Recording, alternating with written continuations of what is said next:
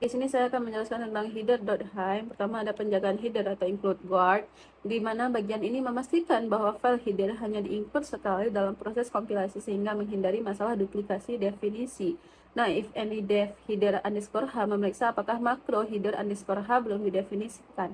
Nah, jika belum, define header underscore h mendefinisikan makro tersebut dan konten header akan diproses. Nah, direktif if menutup blok untuk menjaga definisi hanya terjadi satu kali.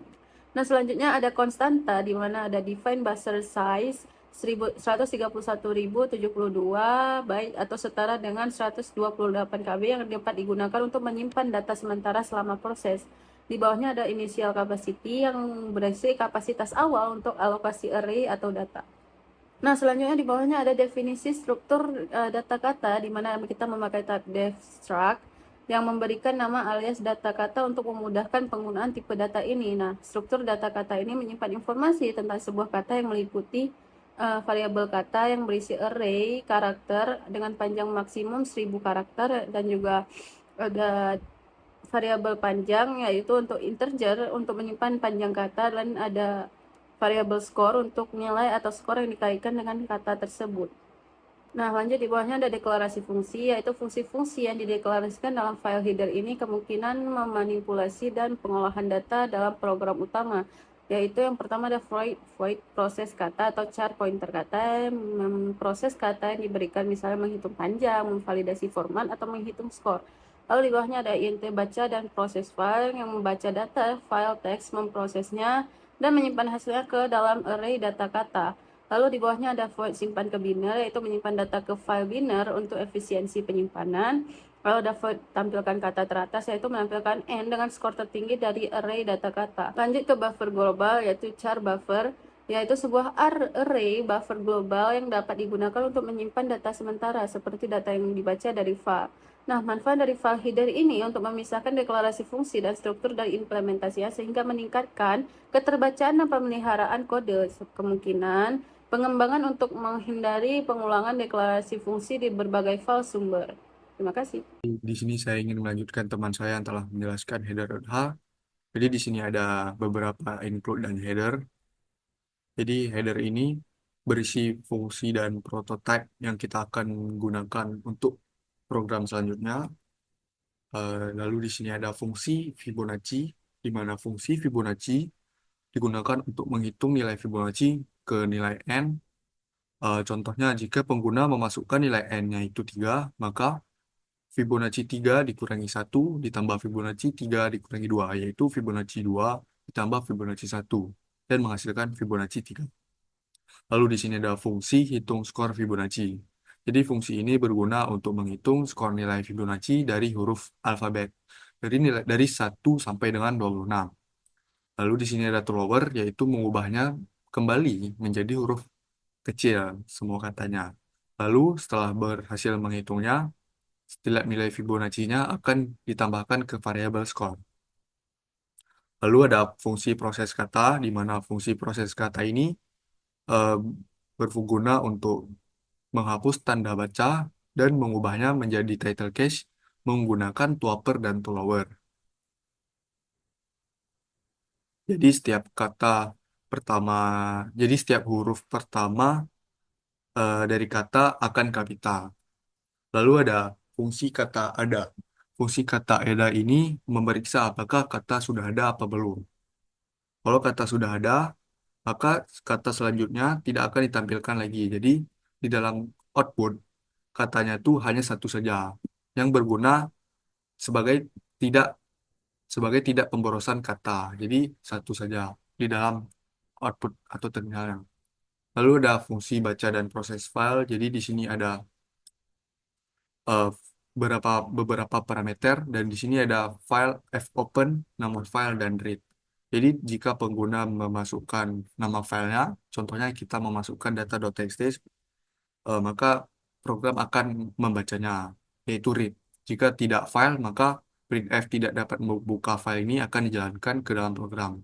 Lalu ada char malloc, char, lalu ada pointer buffer char malloc. Jadi malloc ini berguna untuk mengalokasikan memori yang berguna untuk menghemat memori kita.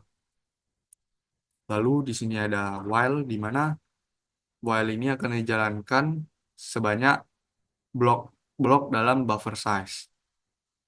Lalu jika is alpha, maka akan disimpan ke dalam array temp sementara. Lalu jika karakternya selain huruf seperti tanda baca, maka maka menandakan akhir dari sebuah kata yang terbentuk di proses. Lalu ada if strlen. If strlen ini eh, cek apakah kata sudah ada dalam array menggunakan kata ada. Jika belum ada, kita pastikan kembali kapasitas array-nya cukup. Jika tidak, ukurannya diperbesar dengan reallog. Lalu menambahkan kata ke array, menyimpan teksnya dengan string copy. Lalu fclose, setelah berhasil membaca dan memproses file. Lalu ada simpan ke binder, di mana fungsi ini berguna untuk menyimpan file yang telah diinput oleh pengguna seperti data.txt ini lalu ditulis ke dalam bentuk binary, di mana binary ini berguna untuk mengamankan file tersebut lebih aman karena file binary ini hanya program tertentu yang bisa membacanya. Lalu ada fwrite, di mana fwrite ini yaitu menulis di dalam file. Setelah menyimpan ke dalam file binner, printf data berhasil disimpan ke file binner ini akan dijalankan. Lalu ada void tampilkan kata teratas. Ini fungsi untuk menampilkan kata n tertinggi. Jadi misalnya pengguna menginput nilai n-nya itu yaitu 80, maka yang akan diinput ke dalam program, maka yang akan keluar dalam program adalah 80 skor teratas. Kalau pengguna menginput 2, maka 2 skor teratas. Baik, di sini saya akan menjelaskan tentang file utama atau main.c yang dimana kita dapat melihat ada header dan juga library. Yang pertama ada stdio.h sebagai standar input dan juga output. Lalu ada stdlib yang digunakan untuk fungsi seperti keysort dan juga alokasi memori. Selanjutnya kita ada header.h yaitu file khusus yang berisi deklarasi fungsi dan tipe data kata. Lalu di bawahnya kita bisa melihat ada fungsi bandingkan, di mana fungsi ini digunakan untuk mengurutkan data berdasarkan skor secara menurun atau descending, dan memanfaatkan fungsi bawaan keysort untuk sebagai pengurutan. Lanjut kita masuk ke fungsi utama, di mana ada deklarasi variabel, yang di mana variabel-variabel ini digunakan untuk menyimpan nama file input dan juga output, menyimpan data kata atau pointer kata, lalu menyimpan status program seperti apakah data sudah disimpan. Nah, tujuan dari penggunaan variabel ini untuk menjadi pusat dan untuk pengelolaan input, status, dan juga data selama program berjalan. Lalu di bawahnya kita dapat membaca file input yang bertujuan untuk membaca file teks yang berisi data, kata, dan juga skor. Lalu penggunaannya itu file ini diolah menjadi array data kata melalui fungsi baca dan proses file. Lalu di bawahnya kita dapat mengurutkan data diurutkan berdasarkan skor menggunakan fungsi keysort dan fungsi pembanding yaitu bandingkan. Baik, selanjutnya kita masuk ke loop menu utama, yaitu tampilan menu yang dibagi menjadi 3 opsi untuk menyimpan data ke file binary, lalu melihat hasil kata dengan skor tertinggi dan juga untuk keluar dari program. Nah, selanjutnya kita akan masukkan validasi menu input yang bertujuan untuk memastikan input user valid antara angka 1 sampai dengan 3, di mana jika user salah memasukkan karakter antara selain angka 1 sampai dengan 3, maka program tidak akan error dan kembali mengeluarkan peringatan yaitu pilihan tidak valid, harap pilih angka 1 sampai 3. Dan mengeluarkan kembali menu inputannya dan user tidak terkeluar otomatis dari program yang sudah dijalankan. Nah, kita lanjut ke opsi menu. Yang pertama ada opsi 1 yaitu menyimpan ke file binar yang bertujuan untuk menyimpan data ke file binar agar lebih efisien disimpan dan digunakan di masa depan. Lalu ada penggunaannya, user memasukkan file binar dan data disimpan oleh fungsi ke simpan ke binar.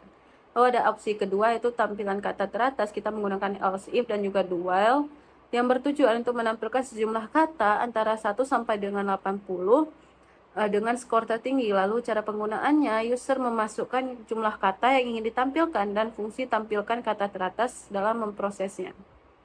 Kita lanjut ke opsi ketiga yaitu keluar, di mana tujuannya untuk mengakhiri program dan program keluar dari loop menu. Dari seluruh fungsi yang sudah saya jelaskan, di mana ada kesimpulan akhir program, yaitu untuk membaca dan mengurutkan serta menyimpan dan menganalisis data berbasis skor yang bertujuan untuk mengaplikasi pengelolaan data kata seperti pencarian kata terbaik dalam game atau analisis teks. Saya akan menjelaskan tampilan di layarnya setelah teman saya menjelaskan main.c-nya. Jadi kita menggunakan make file seperti ini. Lalu kita akan coba menjalankannya menggunakan make.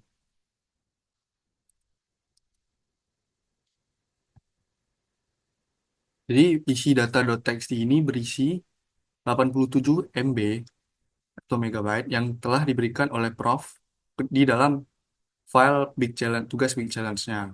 Jadi kita akan jalankan menggunakan data.txt. Lalu di sini akan loading sebentar.